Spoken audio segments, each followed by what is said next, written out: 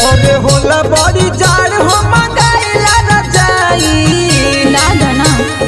जड़ में देवारा खेला गेला सुताई जड़ वाला गेला भौजाई जड़ वाला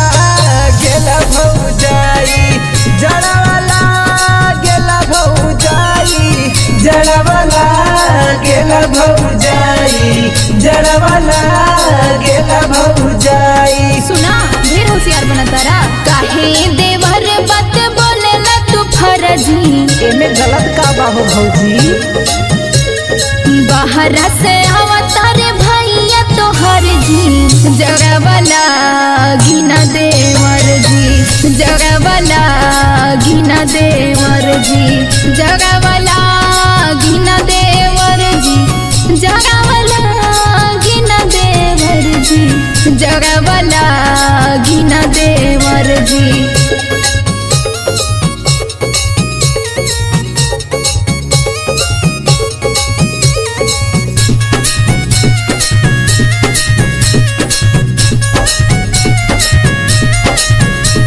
अकेला जब से जिया पसुतलू होखेला नहीं बरदास मोरी भौजी होखेला नहीं बरदास मोरी भौजी होखेला नहीं बरदास और लागे भौजी जाड़ ता चौदरिया तू सटलू कापेला तोहर नस नास मोरी भौजी कापेला तोहर नस नास और हमसे तोहार दुख नहीं हो सहाई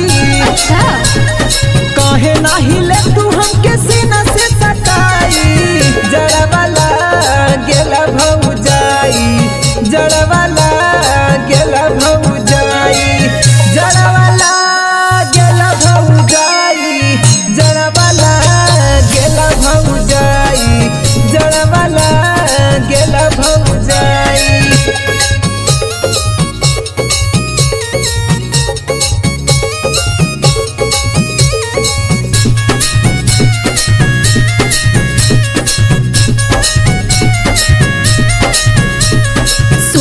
अपन कराना जोगावे हो झूठों के बड़ा परेशान ए देवरू झूठों के बड़ा परेशान मोरे देवरू झूठे के बड़ा परेशान रोक नहीं पैबा मोर जवानी के पहावे हो काहे तू बनेला नादान ए देवरू काहे तू बनेला नादान तू विश्वास करा लोग जानी बना होशियार जी जानी है जे भैया तोहर फोड़ दी है कपार जी बतिया मानाए देवर जी बतिया मान